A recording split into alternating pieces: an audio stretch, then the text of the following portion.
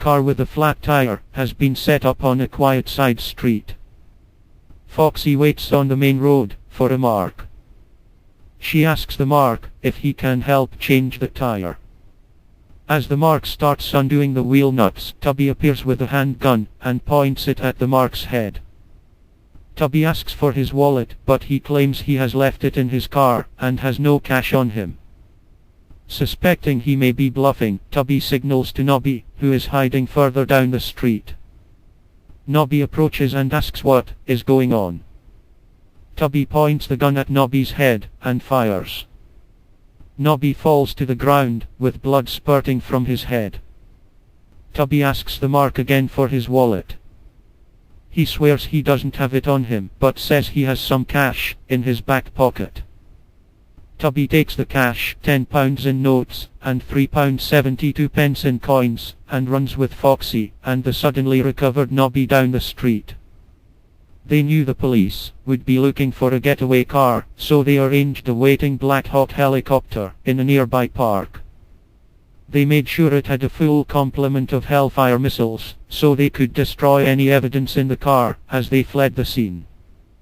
To avoid this type of hustle, you should never help anyone no matter how innocent they may appear. I was once walking down a quiet country lane on a very cold winter's afternoon. As I approached a car parked in a lay-by, an old lady in the car started talking to me. She said she had stopped to let her dog go to the toilet, but on returning to her car had dropped her keys. Due to her bad back, she was unable to pick them up, and could I pick them up for her? I could see the keys on the ground near the driver's door, but I suspected some kind of hustle, so I ignored her and carried on walking. It turns out she was telling the truth. She was found the next day dead from hypothermia. One of her legs had been gnawed to the bone by her dog. This was unfortunate, but at least I didn't get hustled.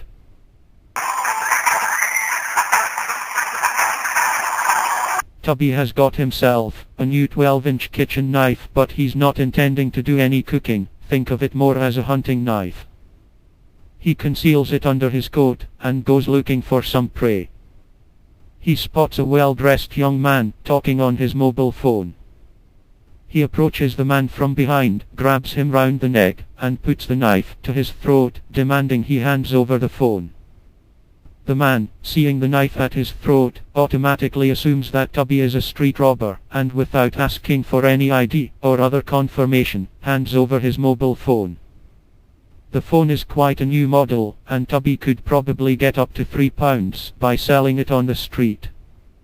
Not bad for 2 minutes work.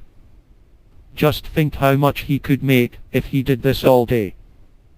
To avoid this type of hustle, always dress like a homeless tramp, and carry all valuables anally in a condom.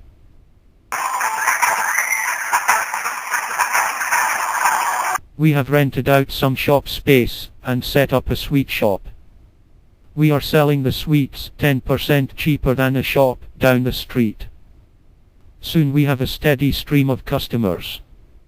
We are paying the same wholesale price as the shop down the street for the sweets. How can we sell them 10% cheaper and still make a profit? We have simply modified the scales so that they weigh 20% over the actual weight, so the children actually get less sweets for the same money, and we are making nearly 30 pence on every kilo sold. Some of the children begin to suspect they are being cheated, and a boy comes into the shop carrying his own scales. He brings a bag of sweets to Nobby, who weighs them on the shop scales at 258 grams.